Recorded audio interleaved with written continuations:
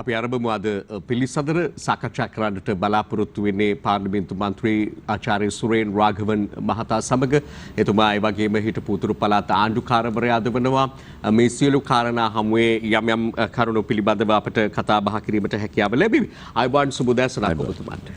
ප්‍රථම වතාවට අපි මෙලෙස මුණ ගැසෙන සාකච්ඡාවකින් උදෑසනක අප බලාපොරොත්තු වෙනවා මේ විශේෂයෙන්ම මේ යම් යම් දේශපාලනික තීන්දුව తీරන කාරණාවලදී පසුගිය කාලයේ මුළුල්ලේ ඔබේ මැදිහත් වීම පිළිබඳව කතා බහකට යන්න.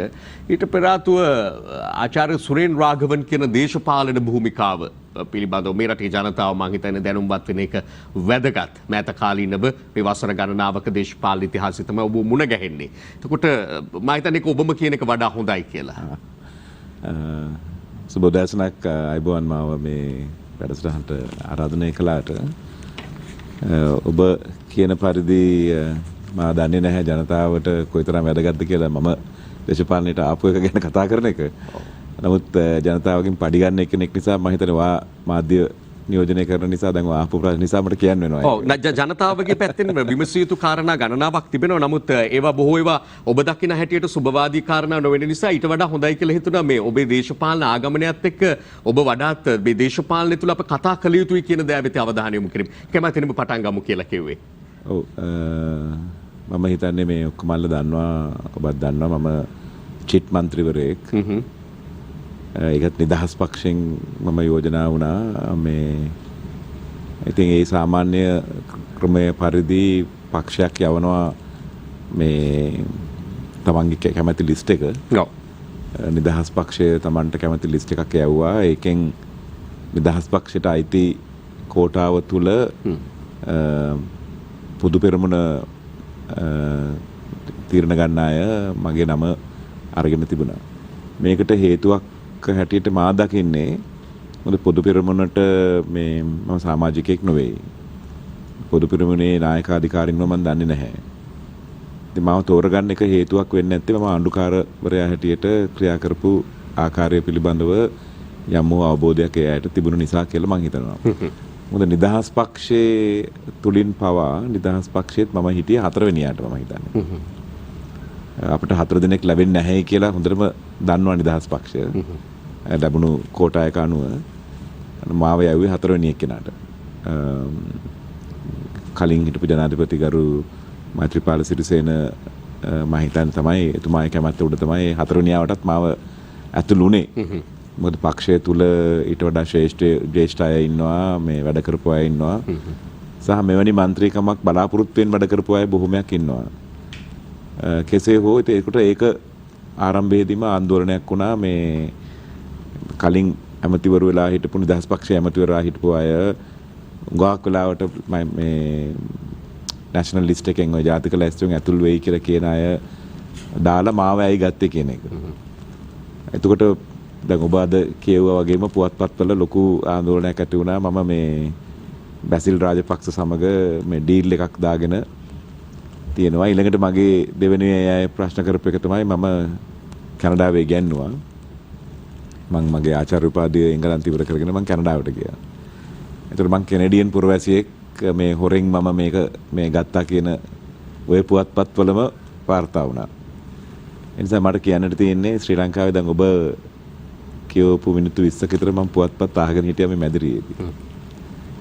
පුවත්පත් සහ මාධ්‍ය කියන්නේම අද අනිත් කොකාකෝලා අනිත් මේ මොකද්ද අපි කියන්නේ අපි සන්නාම නැතුව කතා කරමු. ඔව් එතකොට ඔය ඉස්සරහා තියෙන සන්නාමයක් තියෙනවනේ. ඒ වගේම පුවත්පත් කියන්නේ කොහොම හරි විකුණන්න ඕනේ මාධ්‍යයක් බවට පත් වෙලාද. ඒතර අපි දන්නවා මිනිස් ජීවිතයේ තුල වඩාත්ම කැමති වෙන්නේ පහත් රසයට. ඒක තමයි ඒ මිනිස්යාගේ හැටි. ඒ නිසා තමයි ආගම ධර්මය අවශ්‍ය වෙන්නේ මිනිසුන්ට යහපත් දේ හිතන්නේ. එතකොට ඉතින් මේ පුවත්පත් වලින් මාධ්‍ය තුලින් මිනිස් සංතාන චින්තනයට අවශ්‍ය කරන මොකද්ද උත්තේජන ලබා දෙන්නේ එක්තරා විදිහක එක්ක වෛරය, කාමය, හාස්‍ය කියන ප්‍රධාන උත්තේජයන්. මම හිතනවා ශ්‍රී ලංකාවෙත් ලෝකෙත් මාධ්‍ය අද වැටලා තියෙන්නේ එතෙන්ට. සමාජ සත්කාරයක් කරන්නට කියලා පටන් ගත්ත මාධ්‍ය අද ඒ තත්ත්වයට පත් වෙලා තියෙනවා. ඉතින් ඒක ලංකාව විතරක් නෙමෙයි. ඒක ලෝකයේ තත්ත්වය. ශ්‍රී ලංකාවේ මම හිතන්නේ මාධ්‍ය ගුවන් විදුලිය අපේ 1926 පටන් ගත්තේ. ඒක තමයි ආසියාවේ පළවෙනිම ගුවන් විදුලිය. සහ ලෝකයේ දෙවෙනි ගුවන් විදුලිය. BBC පටන් ගත්තේ 1924 අවුරුදු දෙකකින් පස්සේ අපේ එක පටන් ගන්නවා. දැන් මම ළමා කාලේ මට මතකයි අපේ ආච්චිලා එහෙම බණ පොතට පස්සේ ගුවන් විදුලියේ ප්‍රවෘත්තිය තමයි තමන්ගේ ජීවිතේ ඇත්ත කියලා පිළි අරගෙන ජීවත් වුනේ. ඉතින් එහෙම තිබුණු සමාජ සත්කාරයක් කරමින් තිබුණු මාධ්‍යය අද මම හිතන්නේ ලාභ ලබන තරඟකාරී අතිශය තරඟකාරී ඊළඟට සමාජ මාධ්‍ය කියලා ඔබ මම හිතන්නේ කිව්ව සමාජ මාධ්‍ය වගකීම් පිළිබඳව යමක් කතා කළා ඔබ. සමාජ මාධ්‍ය කියන අතිශය සීමා රහිතව කිසිදු නිරීක්ෂණයක් විනයක් නැතුව ඇතුල් වෙන්න පුළුවන් මාධ්‍ය බවට පත් වී තිබෙනවා. ඉතින් මේ තත්ත්වයේ තුල තමයි මම හිතන්නේ අපිට දේශපාලනය මම අධ්‍යාපන වේදිකයක් හැටියට අධ්‍යාපනය හෝ දැනුම ලබා ගැනීමේ ප්‍රවේශය කොහොමද කරන්නේ කියන එක දැන් එතකොට දැනුම කියන එක මොකක්ද? ඒක ලබා ගන්නේ කොහොමද? ඒතකොට දැන් අපි ඉන්න මේ පාරිභෝගික සංස්කෘතිය තුළ ඔබ කියවන ওই පුවත්පත් සියල්ලක්ම එක්තරා විදිහක දැනුම ලබා ගැනීමේ දැනුම ප්‍රකාශ කිරීමේ ක්‍රමවේදයක් බවට පත් වෙනවා. මොකද අපිට කාලයක් නැහැ.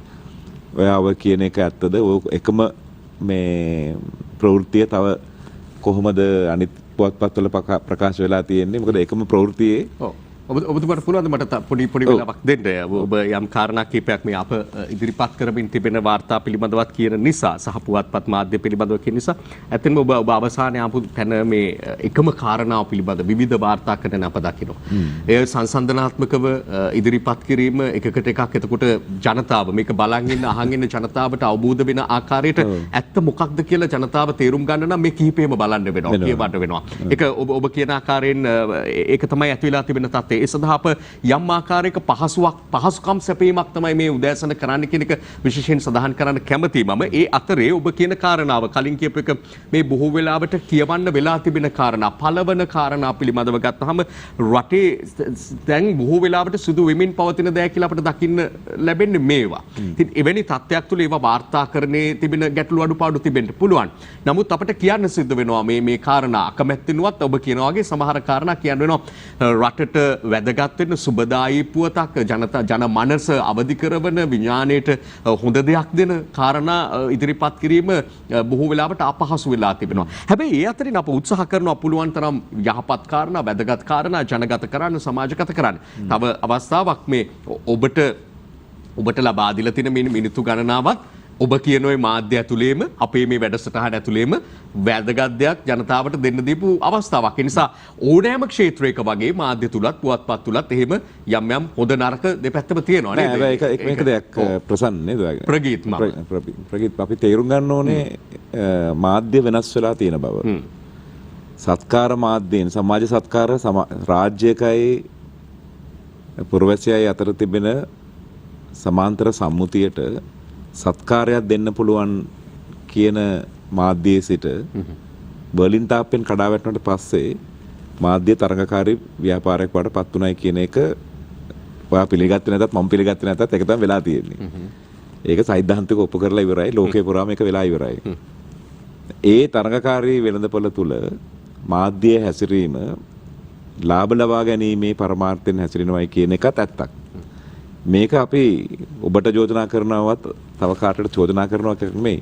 වෙලා තිබෙන දේ පිළිබඳව අපි නිරීක්ෂණය බැලීමක් කරන්නේ අපි. එතකොට මේ ප්‍රවෘත්ති නිෂ්පාදනය, ප්‍රවෘත්ති බෙදා හැරීම, ප්‍රවෘත්ති පරිභෝජනය කිරීම කියන කාරණා තුනේදීම ලාභ ලබන ආකාරයක් තමයි දකින්නේ.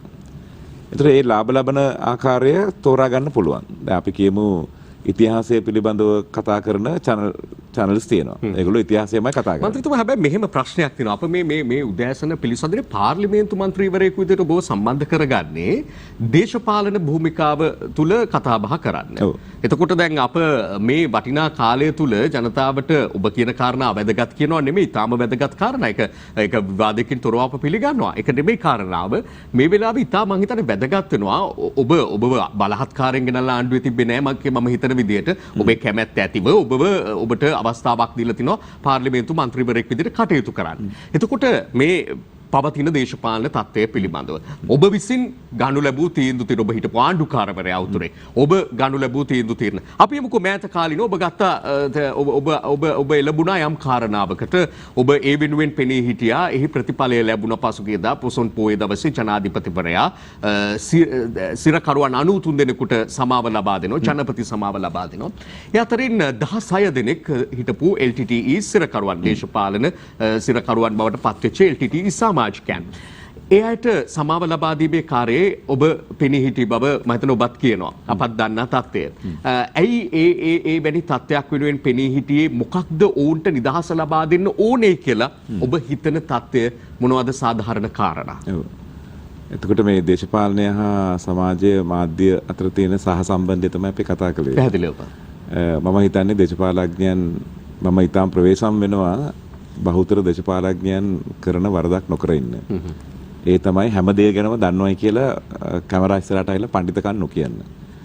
මම මාධ්‍ය ගැන මම ඔබ කිව්වා වගේ මේ පුවත්පත් විශ්ලේෂණය පිළිබඳව පඬිතෙක් නෙවෙයි. ඒකට කට්ටිය ඉන්නවා. මම ඔබතුමාගෙන් ඉල්ලීමක් කළේ මම දන්නා විෂයන් පිළිබඳව විතරක් අපි කතා කරමු කියලා. එතකොට තමයි මම හිතන්නේ ඔය උතුරේ ආණ්ඩුකාරවර කාලයේදීත් මාව ආණ්ඩුකාරවරයාට පත් කරන්නේත් මම දේශපාලනේ දන්න නිසා නෙවෙයි. අතිගරු මෛත්‍රීපාල සිරිසේන ජනාධිපතිතුමා ඉන්න කාලෙදී එතුමා මගේ දේශනයක් සවන් දීලා තිබුණා. ශ්‍රී ලංකාවේ දේශපාලන තලය තුල තිබෙන ප්‍රධාන ගැටලු වගේක් ගැන මම කතා කළේ. මම හිතන්නේ මේ දේශනෙන් පස්සේ තමයි එතුමා මට එන්න කියලා මා ගැන අහලා ඉස්සෙල්ලාම එතුමාගේ කාර්ය මණ්ඩලයේ උපදේශකවරයා හැටියට පත් කළා. පස්සේ මාසකින් මාව පළවෙනි වතාවට ඒක තමයි මම කරපු පළවෙනිම රාජ්‍ය මේ කටයුත්ත. ඒ කියන්නේ මම රජයේ ජොබ් එකක් කරලා නැහැ ඒත වෙනකොට. මම ඊට කලින් අමාත්‍යාංශවල උපදේශකවරයෙක් කියලා වෙලා ඉඳලා තියෙනවා. නමුත් රජයෙන් පඩි ගන්න ජොබ් එකක් මම කරලා නැහැ ඊට කලින්. නමුත් මම ඒකට මූලික වුණේ මේ රටේ තිබෙන ප්‍රධාන ප්‍රශ්න කීපයකින් පළවෙනි එක දැනට තියෙන ප්‍රශ්න වලින් නම් මම හිතන්නේ ඔබගේ පුවත්පතේ සෑහෙන කාලයක් ගත්තේ මේ බැසිල් රාජපක්ෂගේ පත්වීම තුලින් ආර්ථික ප්‍රබෝධයක් ඇති වෙයිද කියන මේ කාරණාව බොහෝ අය අසා තිබෙනවා. සමහරක් අය කියලා තියෙනවා මේ බරව කකුලක් තියෙනවා නමුත් කොට්ට මාරු කරනවා දැන් අගමැතිතුමාගෙන් තව එක්කෙනෙකුට දෙන්න යනවා ඒකෙන් වෙන්නේ නැහැ කියලා. ඒකෙන් තේරෙන්නේ ආර්ථිකය තමයි මේ රටේ තියෙන ප්‍රධානම ප්‍රශ්නය කියන එක. ඒක පිළිගන්න වෙනවා අපිට. අපි ඩොලර් බිලියන 60ක් විතර ණය දෙන්න තියෙනවා. හැම අවුරුද්දේම ඩොලර් බිලියන 6ක් අපි පොලි හා වාරික හැටියට ගෙවන්න ඕනේ. පසුගිය අවුරුදු දෙක තුළදම අපේ ප්‍රධාන ඩොලර් ආදායම් ලැබෙන මාර්ග තුනම අවහිර වුණා. එකක් විදේශ ශ්‍රමිකයන්ගේ ලැබෙන රෙමිටන්ස් නැත්නම් යවන මුදල්. දෙවෙනි එක අපේ ඇඟලුම් කර්මාන්ත ක්ෂේත්‍රයේ තිබුණු ඉල්ලුම අඩුවීම. තුන්වෙනි අපේ විදේශ කටයුතු. ඒ වලින් මම හිතන්නේ හැම අවුරුද්දෙම ඩොලර් බිලියන 17ක් විතර ලැබෙනවා. ඒ ඔක්කොම එකතු කරලා.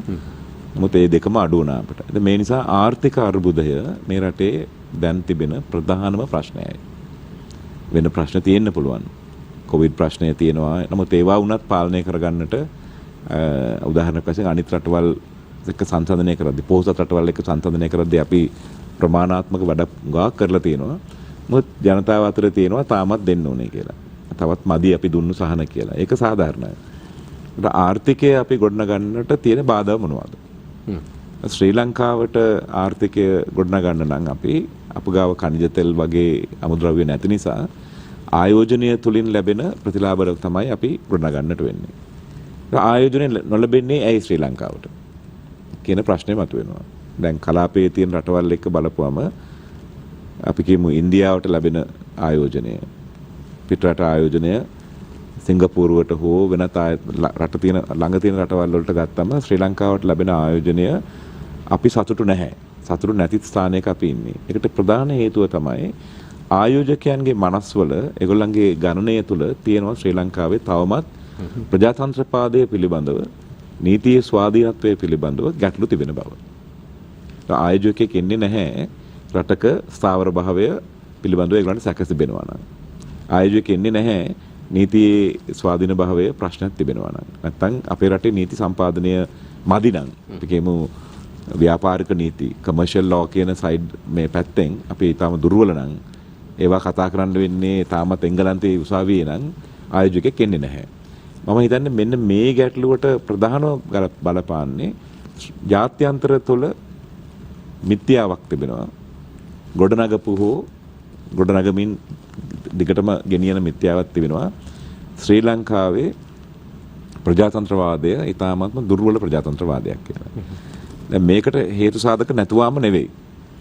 එතකොට ලෝක ප්‍රජාතන්ත්‍ර දර්ශනය කියලා තියෙනවා World Democratic Index. ඒ ඉන්ඩෙක්ස් එකේ ශ්‍රී ලංකාව තියෙන ස්ථානය පිළිබඳව එහෙම හුඟක් ගැටලු මතුවලා තිබෙනවා. මේකට හේතුව අපි යුද්ධයෙන් පස්සේ පශ්චාත් යුද සමයේදී ගත යුතුයි කියලා හිතන ජාත්‍යන්තරයේ හිතන ජාත්‍යන්තරය කියලා මම කියන්නේ අපට උදව් කරන රටවල් තිබෙනවා සහ අපව නිරීක්ෂණ කරන රටවල් තියෙනවා.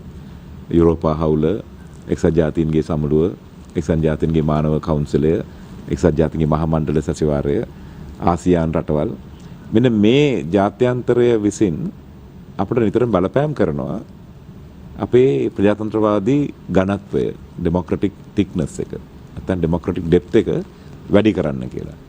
ඒ අය මොකද්ද කියන්නේ? ඒ අය කියන්නේ පටන් ගන්නකොට මේ අය කියන්නේ පශ්චාත් යුද්ධයෙන් පස්සේ සංවර්ධනය කරන්න ඕනේ. පශ්චාත් යුද්ධයෙන් පස්සේ යුද්ධයට හේතු වුණු කාරණා ඉවත් කරන්න. එතනදී තමයි මේ සිරගත වෙලා හිටපු සිරකරුවන් පිළිබඳව ප්‍රශ්නය නැවත මතුවෙන්නේ. දැන් මෑතදී ඔබ මම දන්නේ මට මතක නැහැ ඔබ කියෙව්වද කියලා. පත්‍රවල මේ දවස්වල දෙකටම කතා වෙන දෙයක් තමයි යුරෝප හවුලෙන් ගත තීරණය GSP පිළිබඳව නැවත සලකා බලන්නට බලපෑම් කරනවායි කියන්නේ. ඔවුන් නියෝජිතයෝ ලංකාවට එන බව තමයි ඒ අලුත්ම කාරණා. එතකොට ඒකේ තිබෙනෙත් එක කාරණයක් තමයි ඊළඟට ජෙනීවාවලදී අපිට එරෙහිව සම්මත වුණු සම්මුතිය නැත්නම් යෝජනාවේදී තිබුණු කාරණයක් තමයි මේ සිරකරුවන් අත්අඩංගුවට ගැනීමට කරන කාරණය අපි කරන්නේ ත්‍රස්ත විරෝධී පනත යටතේ. ඒ ත්‍රස්ත විරෝධී පනත 78 දී తాවකාලිකව ගෙනාපු පනතක්. ඒක ඊට පස්සේ ස්ථීර පනතක් හැටියට තාමත් ක්‍රියාත්මක වෙනවා. මේ යටතේ අත්අඩංගුවට ගන්න අයට සාධාරණයක් කරන්න කියලා. මොකද මේ අත්අඩංගුවට ගත්තම ලංකාවේ සිරගෙවල් වල ත්‍රස්ත විරෝධීව අත්අඩංගුවට ගත්ත අය සාක්ෂි ගොනු කරගන්නට බැරිව අවශ්‍ය ප්‍රමාණයේ සාක්ෂි ගොනු කරන්න බැරුව කොටසක් ඉන්නවා. හොඳයි මන්ත්‍රීතුමනි අපි විරාමයකට ආයතව තිබෙනවා. දැන් ඔබ මේ LTTE සිරකරුවන් නිදහස් කිරීම කියන කාරණා මම ඍජුවම ඔබෙන් ප්‍රශ්න කළේ. ඒට පසුබිම් වූ කාරණා පිළිබඳව ඔබ විග්‍රහයක යෙදෙමිනුයි ආවේ. දැන් අපි ඇවිල්ලා ඉන්නවා කාරණාවක. අපි විරාමයකින් පස්සේ මේ 16 දෙනා ඉලක්ක කරගෙන මේ LTTE සිරකරුවන් නිදහස් කරන්න කියන කාරණාවේදී ඔබෙන් වෙච්ච කාර්යභාරය පිළිබඳව අපි වෙනම කතා කරමු. කෙටි විරාමයක්. යළිත් සාකච්ඡාව ආරම්භ කරමු. උතුරු පළාත හිටපු ආණ්ඩුකාර පාර්ලිමේන්තු මන්ත්‍රී ආචාර්ය සුරේන් රාඝවන් මැතිතුමන් සමග සාකච්ඡා කරමින් ඉන්නේ. අවසාන වශයෙන් විමසපු කාරණාවට මේ අවසානයේ ලබා දුන්නු ජනාධිපති සමාව පිළිබඳව පොසොන් පොහෝ දවසේ දේශපාලන පොසොන් පොහෝ දවසේ සිරකරුවන් 93 දෙනෙකුට සමාන සිරකරුවන් 93 දෙනෙකුට ලබා දුන්නු සමාව පිළිබඳව ඒ ඇතුළත LTTE හිටපු LTTE සමාජිකයන් 16 දෙනෙකු සිටීම පිළිබඳව මේ ජාත්‍යන්තරයේ දක්වා ගිය කාරණාවක් බවට පත් වුණා. අප දැක්ක ඇතැම් රටවල් විශේෂයෙන් ඇමරිකා එක්සත් ජනපදයේ හිතානාපතිතුම වැනි අය මේ පිළිබඳව කතා කරනවා. ඇයගේ අදහසට ප්‍රතිවිරුද්ධ අදහස් ලංකාවේ දේශපාලන ඔබ නියෝජනය කරන ආණ්ඩු පක්ෂයේම මැති ඇමතිවරු මන්ත්‍රීවරු පමණ ඇමතිවරු පවා එය විවේචනය කරනවත් අපට දකින්නට ලැබුණා. එහෙම මේ ගැන ආందోලනයක් නිර්මාණය වෙලා තියෙන පසුබිමක මම දැන් කෙටියෙන් දැනගන්න කැමති මේ 16 දෙනාම ඉලක්ක කර ගැනීම මේ අය වෙනුවෙන් පෙනී හිටීමට ඔබ ගතු තීන්දුව පිළිබඳව සහ ඒ වෙනුවෙන් කරපු දේ. දැන් මේ ඔබ ඇමරිකන් තානාපතිනිය ගැන කතා කරපු නිසා මම කියන්නේ මගේ අදහස නම් එතුමියගේ ට්විටර් එක මම කියවුවා. මම ට්විටර් මේ ජාලයේ මම නැහැ. එතුමියට කිසිදු අයිතියක් නැහැ. සාරධර්ම දේශපාලන අයිතියක් නැහැ. එවැනි භාෂාවක් පාවිච්චි කරන්නවත්. මට කියන්න තියෙන කෙටි පණිවිඩය ඒකයි. මම කැමතියි එතුමියත් එක්ක ඕන වෙලාවක විවාද කරන්න ඒ පිළිබඳව. මම අපි එතනින් නවතුමු. ඇමරිකා එක්සත් ජනපදයේ ප්‍රජාතන්ත්‍රවාදයයි ඒ ප්‍රජාතන්ත්‍රවාදය නිසා සිදුවී තිබෙන ලෝක විනාශයයි සම්බන්ධයෙන් අපට ඕන තරම් විවාද කරන්න පුළුවන්. මම හිතන්නේ එතුමිය රාජතාන්ත්‍රික රූපරාමයෙන් පිටට පැනලා ඔය ප්‍රකාශ කරන්නේ ඇයිද කියන ප්‍රශ්නය අපි එතුමෙන් ඇසිය යුතුයි. අපි එතන නවත්තමු ඒක. මේ 16 දෙනා පමණක් නෙමෙයි 106 දෙනෙක් ඉන්නවා යුද්ධෙන් පස්සේ අත්අඩංගුවට ගත්ත අය ත්‍රස්තවාද පනත යටතේ. ඒ අයගෙන් බොහොමයක් අය සාක්ෂි ගොනු කරන කාලය තුළ අවුරුදු 10ක් වගේ කාලයක් ගත වෙලා තියෙනවා. ඒකට ඒගොල්ලෝ රිමාන්ඩ් බන්ධනාගාරයේ ඉන්නේ. ඊට පස්සේ සාක්ෂි ගොනු කරලා නඩුව අහන්න තව අවුරුදු 5ක් විතර යනවා. ඒ නඩු කාලය තුළදී සාක්ෂි ගොනු කරන කාලය තුළදී ගත්තම අවසානයේට එයාට ලැබෙන සිර දඬුවම එක්ක මරණ දඬුවම ජීවිතාන්තය දක්වා හෝ අවුරුදු ගාණක්. දැන් අපි දැක්ක මේ බොහෝ අය අවුරුදු ගාණක් නඩු දීලා තියෙන මේ දඬුවම් දීලා තියෙන අය දැනටමත් රිමාන්ඩ් භාරයේ අවුරුදු ගාණ ගත කරලා ඉවරයි. අපි කියමු අවුරුදු 10ක් එක්කෙනෙකුට දෙනවයි කියලා. එයා අවුරුදු 5ක් දැනටමත් ඉඳලා ඉවරයි. අනේ එවැනි මානසික ප්‍රශ්නයක් තිබුණු අය තමයි ඉස්සෙල්ලාම මේ ලක්වීමටපත් උනේ. ඒ අයව තමයි නිදහස් කරලා තියෙන්නේ. ඒ කියන්නේ සිරකරුවන් නිදහස් කිරීමේ දේශපාලන සංස්කෘතියක් තිබෙනවා. ඒකෙන් කියවෙන්නේ අපි කියමු යුද්ධයක හෝ යුද්ධයකින් පස්සේ අපි සිරකරුවන් නිදහස් අල්ලගත්තා නම් ඒගොල්ලන්ව නිදහස් කරක මැන්ඩේලා වේවා ගාන්ධිව යටත්විතවාදීන් ගාන්ධිව කීප වතාවක් අත්අඩංගුවට ගන්නවා. ඔව්ව නිදහස් කරගැනීමේදී හෝ මැන්ඩේලා අවුරුදු 20 ගානකින් පස්සේ නිදහස් කිරීමේදී හෝ සිරකරුවන් නිදහස් කිරීමේ දේශපාලන සංස්කෘතියකින් කියවෙන්නේ කඩා වැටලා තිබෙන දේශපාලන සංස්කෘතියක් සම්බන්ධතාවයක් නැවත ගොඩනගන්නට උත්සාහ ගන්නවායි කියලා. දැන් අපි දන්නවා ගෝඨාභය රාජපක්ෂ ජනාධිපතිවරයාට ඡන්ද නොලැබුණු ගානයි උතුරු නැගෙනහිර. උතුරෙන් ලැබුණේ ඡන්ද 22000 ගානක් පමණයි. ඒ නිසා සාමාන්‍ය විදිහට කියන්න පුළුවන් නම් මේක එතුමා නොකළ යුතු දෙයක්. මොකද ඡන්දේ දාන්නේ නැහැ ප්‍රදේශයේ කමක් නැහැ. එහෙම මතයක් තියෙනවා. එයා වැඩ කරන්නේ ගෝඨාභය ජනතුමා වැඩ කරන්නේ මේ දෙමළ ජනයාගෙන් මේ කිසි අදහසක් අවශ්‍ය නැහැ. දෙමළ ජනයා ගැන සලකන්නේ නැහැ කියන එක. එහෙම කියනවා නම් මම හිතන්නේ දෙමළ ජාතික සන්ධානය වේවා වෙන දෙමළ පක්ෂ කියනවා නම් මේ අය කියවිය යුතු අලුත්ම පාඩම තමයි එතුමා අරන් තියෙන මේ තීරණය අර කඩා වැටලා තිබුණු දේශපාලන සංස්කෘතිය නැවත ගොඩනැගීමට කරපු මහඟු පියවරක් හැටියට. මේ විතරක් නෙමෙයි මම හිතන්නේ අපි අතුරුදහන් වූවන් පිළිබඳව ප්‍රශ්නය කතා කළ යුතුයි. ශ්‍රී ලංකාවේ 71 කැරැල්ලේ සිට 2009 යුද්ධයේ අවසාන වෙනතුරු අතුරුදහන් වූවන් කියලා ලිස්ට් එකක් තියෙනවා. ඒ ලිස්ට් එකේ මම හිතන්නේ අතුරුදහන් වූවන් අතර 5000කට ආසන්න පොලිසිය සහ ත්‍රිවිධ හමුදාවේ කට්ටියක් ඉන්නවා අතුරුදහන් වෙලා. ඒක මොකද කරන්නේ අපි මේ අය වෙනුවෙන්? ඒක ලෝක සම්මතයේ මොකක්ද අතුරුදහන් වූවන් පිළිබඳව? ජනාධිපතිතුමා මම හිතන්නේ පැහැදිලිව කියා තිබෙනවා අතුරුදහන් වූවන්ගේ ප්‍රශ්නය තවදුරටත් ජාත්‍යන්තරය අපට චෝදනා කරන චෝදනා ලැයිස්තුවේ තියාගන්නට අවශ්‍ය කරන කාරණයක් නෙමෙයි. අපි ඒකට දේශීය ක්‍රමවේදයක් හදලා සාකච්ඡාවකින් මේ ප්‍රශ්නේ විසඳන්න කියලා.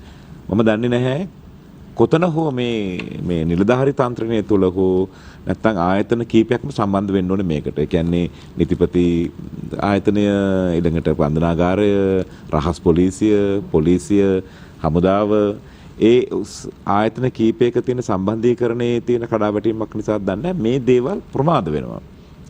දැන් අපි කියමු දෙමළ සන්ධානයෙන් සම්පූර්ණ සහයෝගය අරගෙන ආපු යහපාලන ආණ්ඩුවෙන් කිසිදු දෙයක් කළේ නැහැ. මම එතකොට ආණ්ඩුකාර වෙලා හිටියා උතුරේ.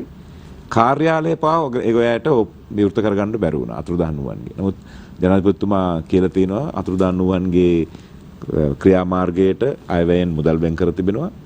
ඒ මුදල හරහා අපි ලෝක සම්මත විදිහට නම් කරන්න ඕනේ අවුරුදු 7ක් විතර ගියාම අතුරුදහන් නම් ඒ අයට අපි ඒ අය ජීවිතුන් අතර නැහැ කියන සහතිකය දෙන්න ඕනේ. එතකොට පුළුවන් EPF ද පෙන්ෂන් ද ඉඩම් පිළිබඳ තියෙන ප්‍රශ්නයට විසඳ ගන්න නීති අනුකූලව. ඒක කරන්න ඕනේ.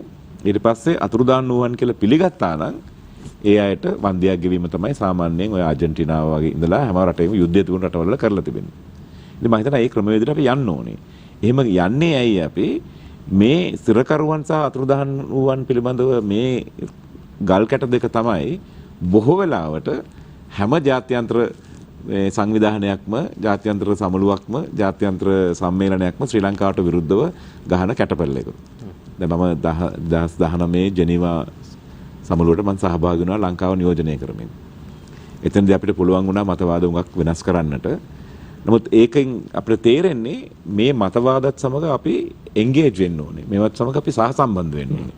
මේවා ප්‍රකාශ වුණාම ලෝක තලයේදී නෑ ඕක කමක් නැහැ අපි හෙට ඕක මේ හෙට බලමු ඕක කියලා අපි කල් දැම්මුත් වෙන්නේ ඒවා වෙන වෙන තැන් වලට ගිහිල්ලා මේ යාවෙලා ශ්‍රී ලංකාවට විරුද්ධව අවශ්‍ය කරන මොහොතේදී ඒ ක්‍රියා කරනවා. ඒ නිසා ඒ අයවට පිළිතුරු දෙන්න ඕනේ සහ මම හිතනවා හදවතින්ම බෞද්ධ රටක් හැටියට අපි වැරදි කරලා තියෙන අයට සමාව දෙන්න ඕනේ. යහපත් සමාජයක් ගොඩනගන්න අපිට ප්‍රජාතන්ත්‍රවාදීව ගරු කරන්නට අපි උදව් මේ පුරුදු පුහුණු වෙන්න ඕනේ. කඩා වැටලා තිබෙන දෙමළ සිංහල සම්බන්ධය ගොඩනගලා ඩයස්පෝරාව කියන කතිකාව පැත්තකින් තිබෙන ශ්‍රී ලාංකික දෙමළ අය ශ්‍රී ලාංකික සිංහල සමාජයත් සමග ඒකාබද්ධ කිරීමේ මේ වැඩපිළිවෙලක් අපිට ඉතාමත්ම අවශ්‍යයි. ඒකේ මම හිතන්නේ මේ ගත්ත පියවර ඒ වෙනුවෙන් තමයි මම පෙනී හිටියේ. මම ගරු නාමල් රාජපක්ෂ මැතිතුමාටත් අලි සබ්රි මැතිතුමාටත් ස්තුතිවන්ත වෙනවා මේ දේ ඉතා කෙටි කාලයක් තුළදී සම්බන්ධීකරණය කරලා මේක කොහොම හරි ජනාධිපතිතුමාගේ අවධානයට ලක් කරපු එක ගැන.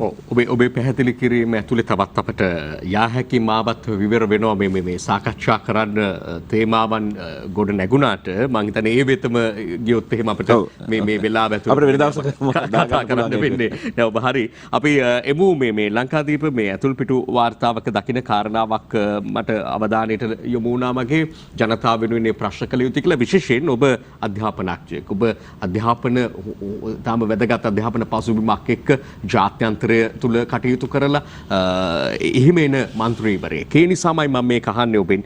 ඔන්ලයින් වලට සංඥා නැති උතුරුමැද දරුවෝ 12කේ රජය අවධානය යොමු කරන්නයි උතුරුමැද පළාත් රදගුරු හිමියෝ කියති.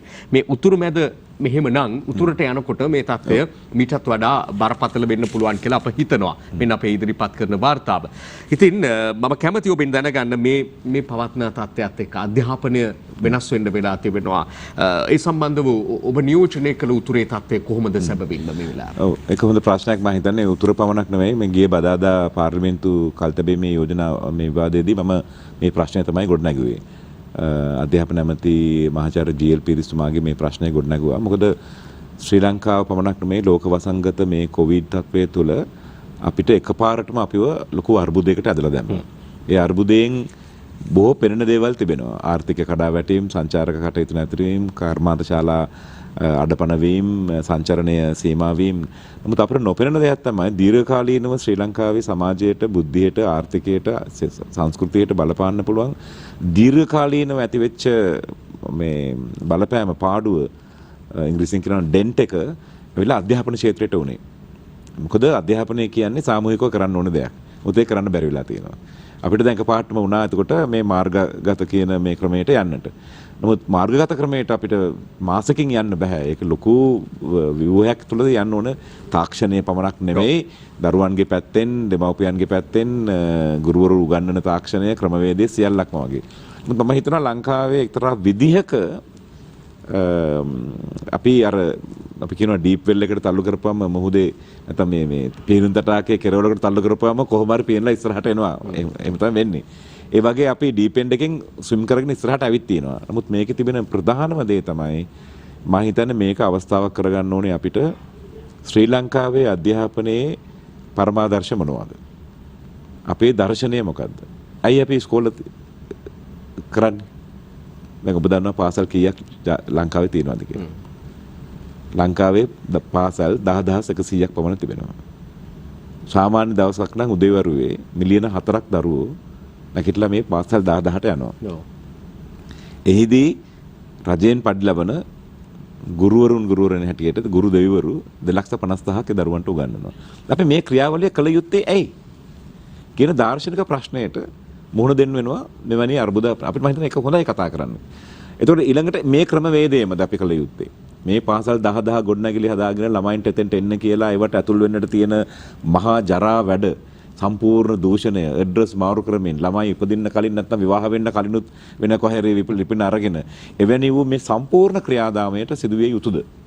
මම හිතනවා මේ කාලය ඉතාමත්ම හොඳ කාලයක්. අධ්‍යාපන අමාත්‍යාංශය සහ අධ්‍යාපන වේදීන් මහාචාර්ය ජී.එල්. පීරිස් ඉන්නවා, මහාචාර්ය කපිල පෙරේරා ඉන්නවා. මම හිතන්නේ හොඳ කණ්ඩායමක් ඒගොල්ලෝ. හුදෙක් ඔය මාර්ගස්ත තාක්ෂණය පමණක් නෙමෙයි අධ්‍යාපනයේ යටිතලයේ තිබෙන ප්‍රශ්නය මොකක්ද ශ්‍රී ලංකාවේ? ශ්‍රී ලංකාවේ ආයවැයෙන් මෙච්චර මුදල් විදන් කරලා අපි සංසන්දනාත්මකව අධ්‍යාපනය හරහා කොහෙන්ද යන්නේ? ඊළඟට බෞද්ධ දර්ශනය තුලින් දැනුම පිළිබඳව සත්‍ය පිළිබඳව සත්‍ය ගවේෂණය පිළිබඳව තියෙන ඉගැන්වීම මොනවද? ඒතර පිරිවෙන් තියෙනවා 200 මම හිතන පිරිවෙන් 820ක් තියෙනවා ලංකාවේ. ඒ පිරිවෙන් වලින් බිහි වෙන දරුවෙක් සාමාන්‍ය පාසලකින් බිහි වෙන දරුවෙකුට වඩා වෙනස් වෙන්නේ කොහොමද? වෙනස් විය යුතුද? මෙන්න මේ ප්‍රශ්නත් අපි කතා කරන්න ඕනේ. මොකද මාර්ගස්ත මේ ක්‍රමය ගැන ඔබ කතා කරපු නිසා මම හිතන්නේ ඔව් ශ්‍රී ලංකාවෙන් අපිට කරන්න පුළුවන් ලොකුම දේ තමයි අපි පොඩි දිවයිනක් නිසා මගේ යෝජනාව නම් අපි තොරතුරු චන්ද්‍රිකාවක් ශ්‍රී ලංකාවට ලබා ගත යුතුයි. නැත්තම් දැනට තියෙන චන්ද්‍රිකාවක කොටසක් අපි ලබා ගත යුතුයි. ඒක ආයෝජනයක් හැට ගත්තම පේදුරු තුඩුවේ සිට දෙවුන්දුර තුඩුව දක්වාත් අපිට අයිති මුහුදු සීමාවත් සම්පූර්ණම ආවරණය කරන්න පුළුවන් චන්ද්‍රිකාවකින් කෙටි. මොකද අපි පොඩි රටක්. ඉන්දියාව වගේ කඳුකර තියෙන ලොකු රටක් නෙමෙයි. කැනඩාව වගේ ලොකු විශාල මේ දේශගුණ වෙනස් තියෙන රටක් නෙමෙයි අපි. ඒ චන්ද්‍රිකාවක් අපි ගත්තා නම් මේ ඩේටා සියල්ලක්ම නොමිලේ හෝ ඒ නොමිලේට ආසන්න මුදලකට අපිට දෙන්න පුළුවන්. එතකොට මම හිතන්නේ මේ පෙරලියක් කරන්න පුළුවන්. ඇයි එහෙම නොකරන්නේ කියන එක මට ප්‍රශ්නයක්. ඒ මම හිතන්නේ ආයෝජනය අපි මම ඒක කියන්නේ ශ්‍රී ලංකාවේ ලොකුම පරිවර්තනය සිදු වුණු පෞද්ගලික අංශකරණය කිරීමේ පෞද්ගලික මේ පරිවර්තනය සිදු වුණේ ටෙලිකොම් ආයතනය 95 දී 96 දී. ඒකේ උපදේශකවරයෙක් මම. එවකට ජපාන රජය කිව්වා මේ සමගාමීව අපිට දෙන්න පුළුවන් ඒ අයට දෙන්න පුළුවන් කියලා අපිට චන්ද්‍රිකා සායෝගය. ඒ වෙලාවේ දේශපාලන තීරණයක් ගත්තේ නැහැ අපි. 96 සිට අපි දැන් මෙතනට ගමන් කරලා තියෙන්නේ. දැන්වත් මම හිතන්නේ චන්ද්‍රිකා තාක්ෂණය ඔස්සේ සම්පූර්ණ ඩේටා ෆ්‍රී දෙන්න. මගේ යෝජනාව නම් එක දරුවෙකුට වඩා වැඩි දරුවෝ දෙන්නෙක් ඉන්න හෝ ඊට වැඩියෙන් ඉන්න සෑම නිවසකටම ඩේටා නිකන් දෙන්න. මේක තමයි අපි අධ්‍යාපනය කළ යුතු ප්‍රගතිය.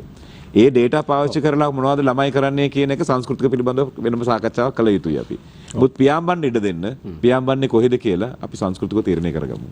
තම වැදගත් වන යෝජනාවක් නිදහස් අධ්‍යාපනයේ නිදහස් සෞඛ්‍ය තියෙන රටක් විදිහට අපේ හැඳින්වුවට හැඳින්වීමකට පමණක් සීමා වෙලා විශේෂණ අධ්‍යාපනයේ පැත්තෙන් මේ වකවානුව තුළ ඔබතුමා කියනවා වගේ මිලක් ගෙවලා මේ ලබා ගන්න වෙන තැනට මිලක් ගෙවලවත් ලබා ගන්න නොහැකි වෙන තැනට මේ දෙකටම පත් වෙලා තිනවා දෙමව්පියෝ දරුවෝ මේ නිසා පීඩා විඳිනවා. තාම වැදගත් කාරණාවකින් අප අවසන් කරන්නේ එය විවෘත කරමින් සමාජයට තවදුරටත් හිතා බලන්න මේ අහන නරඹන මේ පිළිබඳ නිලධාරීන් බලධාරීන් වගකීම්වන්ගේ අවධානයට යොමු වෙන්න වැදගත් වෙන කාරණාවක් විදිහට හිතමින්. සුති උතුරු පළාත් හිටපු ආණ්ඩුකාරතුමනි පාර්ලිමේන්තු මන්ත්‍රීතුමනි ආචාර්ය සුරේන් රාඝවන් මැතිතුමන් එක්ක අපි මෙපමණ වෙලාවක් සාකච්ඡා කරේ. ආයිබෝන් ඔබතුමන්ට.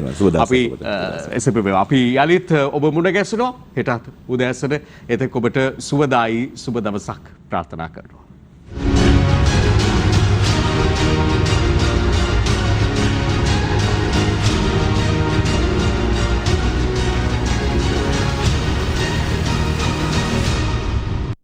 දිනපතා අලුත් වීඩියෝ සහ ප්‍රවෘත්ති නැරඹීමට ඉහත බටන් එක ක්ලික් කර සියත TV සබ්ස්ක්‍රයිබ් කරන්න.